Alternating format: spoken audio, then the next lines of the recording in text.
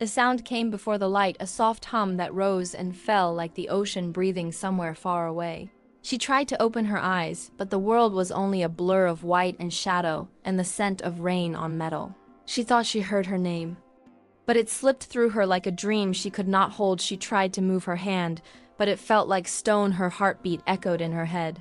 Slow and uncertain, like a child learning to walk for the first time, she wanted to ask, "Where am I?" But her voice was a ghost caught in her throat. She felt something warm slide down her temple, and then the memory of light. Breaking glass, a sudden silence that swallowed everything she knew. She did not know her name. She did not know the shape of her own face. She did not know what day it was or what kind of sky waited beyond the ceiling that hovered above her. She only knew she was still breathing, and that meant something had survived. Whatever had broken her somewhere beyond the white walls. A monitor whispered softly, keeping time. She wondered if it was counting her heartbeats or the seconds she had been gone when she turned her head. A woman stood near the doorway, her eyes kind, her voice a ripple in the stillness. "Welcome back," she said, and the sound of those words felt like sunlight through glass. The woman moved closer, her hands gentle as she checked the lines that tethered her to the quiet hum of the room. "You have been asleep for a long time," she said. "You were in an accident. But you are safe now." An accident, the word drifted through her mind like smoke. She tried to follow it, but it led nowhere. She saw flashes, only the color red, a shape of twisted steel, a cry that might have been hers or someone else's, and then nothing. She felt the weight of that nothing. It pressed against her chest until she could barely breathe. She wanted to ask who she was, but the question felt too heavy, so she whispered instead, "Am I alone?" The woman smiled softly. "No," she said, "not anymore." And something in her voice broke the emptiness like a thread pulling her back to the world days past. Though she could not tell one from another, the walls stayed white. The air smelled faintly of antiseptic, and winter light spilled through the window. In quiet patterns, she would trace them with her fingers, pretending they were memories, but they never turned into anything more than shapes of gold and shadow. Sometimes she dreamed she was standing by the sea, the wind catching her hair, the sound of laughter somewhere behind her, a voice calling her name. Though she could never hear it clearly, she would turn and the horizon would break apart, and she would wake with her heart racing, her eyes wet without knowing why. A nurse brought her a mirror one morning, smiling gently. "You should see how strong you look now," she said. She hesitated, her fingers trembling as she took the glass. She lifted it slowly, and the face that stared back was both hers and a stranger's. Pale skin, dark circles, small scar just below her eye. She touched it and felt a flicker like a spark in the dark. A moment of something almost remembered, but it vanished before she could reach it. Sometimes doctors came with questions. "What do you remember? Can you tell us your name?" But she could not answer. She felt like a page torn from a book, words erased before she could read them. She wanted to scream that she was more than what she had lost, but all that came out was silence. At night, when the hospital fell quiet, she would listen to the hum of machines and imagine they were voices whispering stories about who she used to be. She wondered if someone was looking for her, if somewhere out there someone was waiting for her to come home. She did not know where home was, but she felt it like a distant pulse inside her chest. One evening, the nurse who always smiled brought her a box.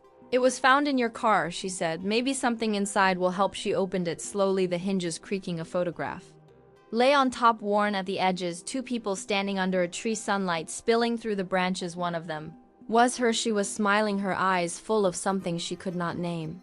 The other was a man, his hand resting on her shoulder, his smile soft and certain. She traced the outline of his face, and a wave of emotion crashed through her chest, sharp and blinding. She could not remember him, but her heart did. She pressed the photograph to her chest and closed her eyes, and for a moment the white walls faded, and she could almost feel the wind again, the salt in the air, the warmth of a sun she could not see. She whispered to the silence, "Please tell me who you are," and the sound of her own voice felt like the beginning of something fit.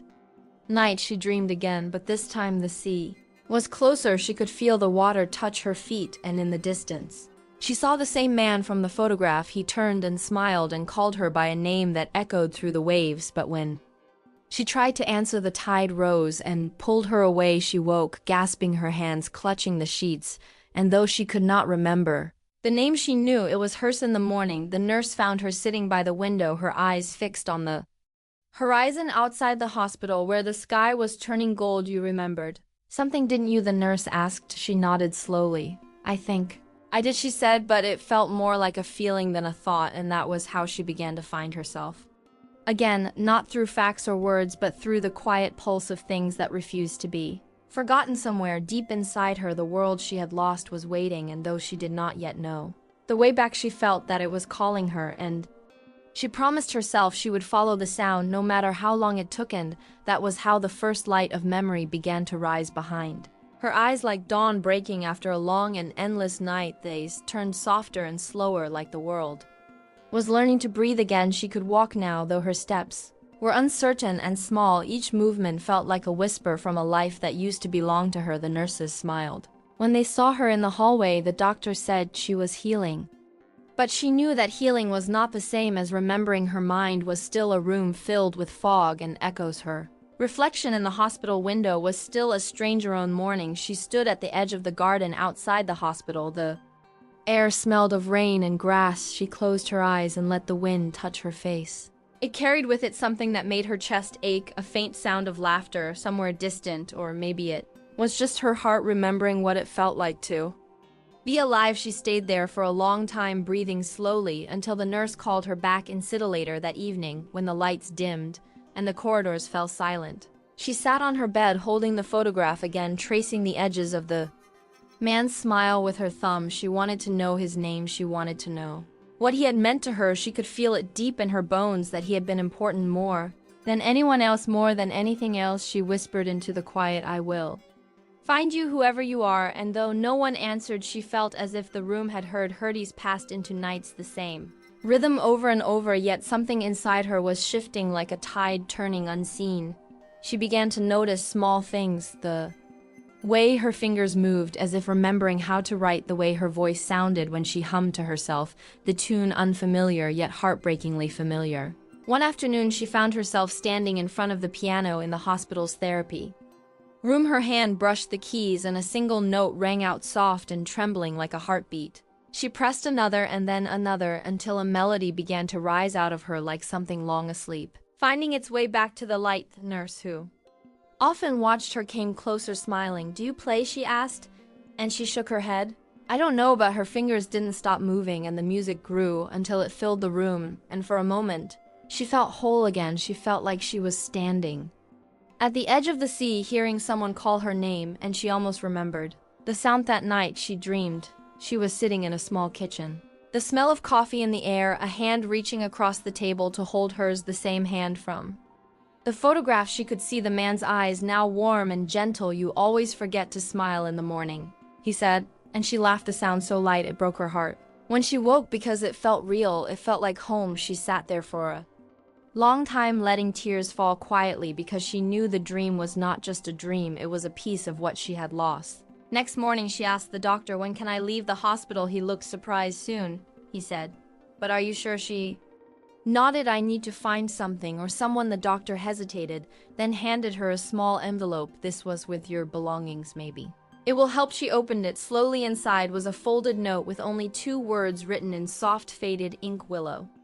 Laketh. Words felt like a spark in the dark. She didn't know why, but her heart reacted like it had heard a secret it had been waiting for. She packed the few things she had, and when the day came, she stepped outside into the sunlight for the first time in months. The world felt too bright, too loud, too alive, but it was beautiful, and she let it wash over her. She did not look back as the hospital doors closed behind Hearth Road to Willow Lake wound through forests and small towns each mile, pulling her closer to something she could not name. She watched people at gas stations, families in diners, children laughing, and wondered if any of them could see the emptiness in her eyes. She carried the photograph in her pocket, touching it whenever the fear tried to creep in, the fear that maybe there was nothing waiting for her at the end of the road.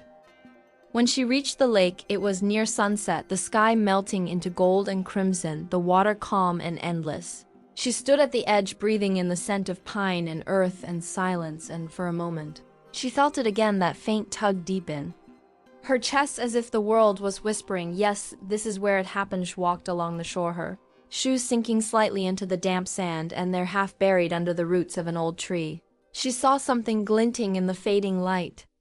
She knelt and brushed away the dirt. A small pendant lay there, shaped like a heart, scratched and worn. She picked it up, and the moment her fingers closed around it, a rush of images flooded her mind. Headlights rain, the sound of her own laughter, someone shouting her name, the crash, the darkness, the pain, and then his face bending over her, whispering, "Don't be afraid, I'm right." Haresh gasped, dropping the pendant. Her knees hit the ground, and she cried, the sound raw and breaking, but beneath the tears was relief. She had remembered something, not everything, but enough to know he had been with her, and he had tried to save her. She clutched the pendant again, holding it close to her chest. The wind moved through the trees, and for the first time, she did not feel aloneness. The stars began to rise. She sat by the water, watching her reflection shimmer and blur.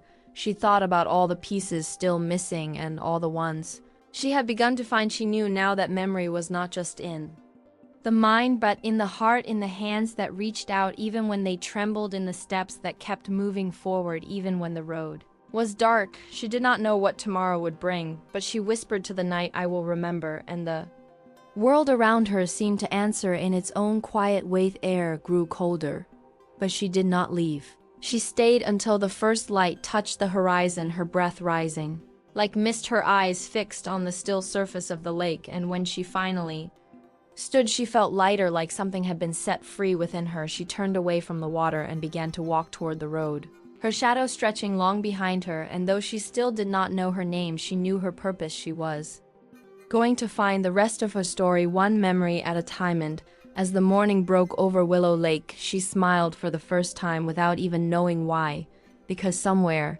deep inside she could feel it, the promise that she was not lost anymore.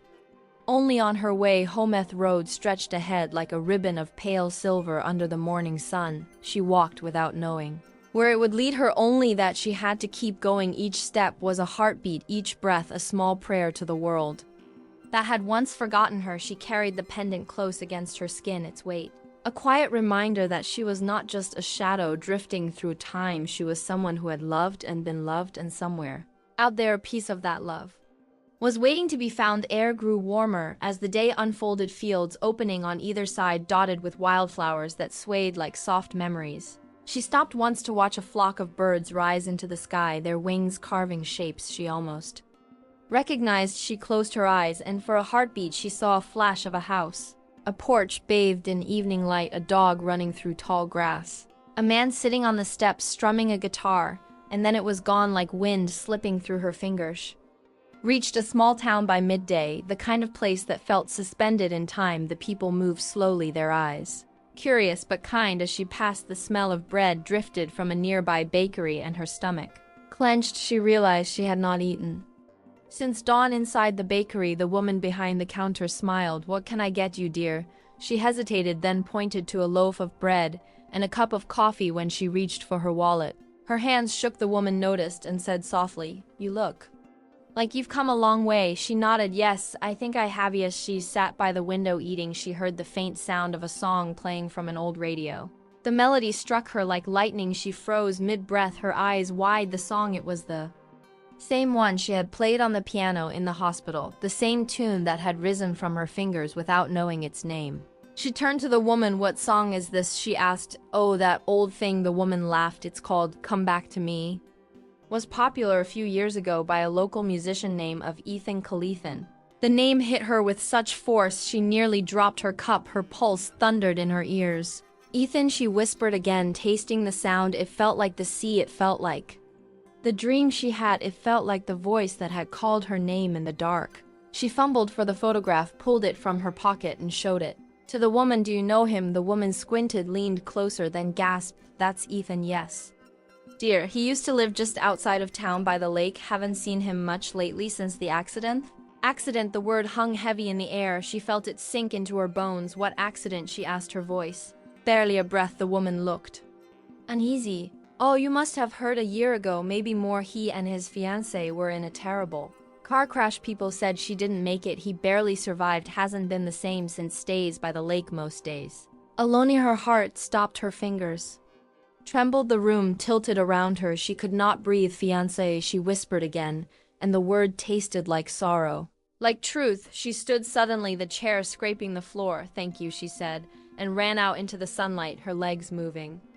Before her mind could catch up, she followed the road that wound toward the lake, her heart beating faster with every turn. By the time she reached the small cabin near the water, the sun had begun to sink, low, casting gold over everything. She stopped at the edge of the clearing, her breath uneven. There he was, sitting on the porch, his head bowed, guitar resting across his lap. The same man from the photograph, older now, his shoulders heavy with something she could feel even from a distance. She took one step forward, and the sound of gravel beneath her feet made him look up. For a long moment neither of them spoke. His eyes widened, disbelief flooding through them. As he rose slowly, she wanted to say his name, but her voice failed him. It was he who spoke first, his voice breaking like glass. Emily, sound of it tore through her chest. Emily.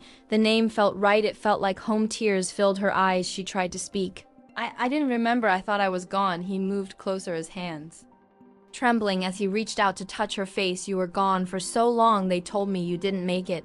I searched for you.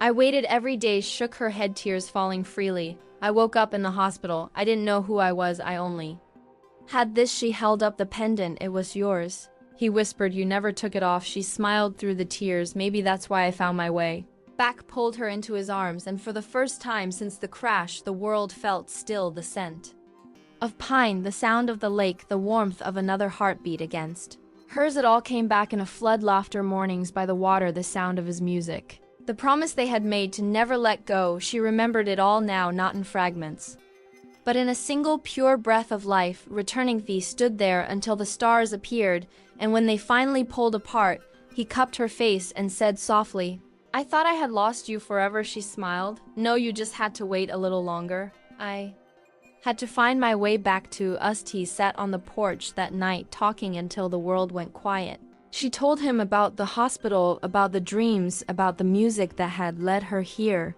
He told her how he had never stopped believing that somehow she would come back even when everyone else said it was impossible. And as they spoke, the distance between the lost and the found grew smaller until it disappeared entirely. In the silence that followed, he began to play the same song, the one she had remembered without knowing, and she hummed along, her voice trembling but certain. This time it was not a song of longing but of return, and as the melody drifted out over the lake, the night seemed to breathe with them. When dawn came, she stood by the water again, the light soft and new. She looked at her reflection, and for the first time it did not feel like a stranger. She turned to him, smiling. We can go home now, she said. He nodded, taking her hand, and together they walked toward the path that led back through the trees, each step echoing with everything they had lost and everything they had found. And though the road ahead was still uncertain, she knew the truth. She was not the woman who had lost her memory anymore. She was the woman who had found her heart, and in the end that was all she had ever needed. House by the lake was quiet again, but this time the silence was gentle. She stood by the window, watching the morning drift across the water, the world soft and alive.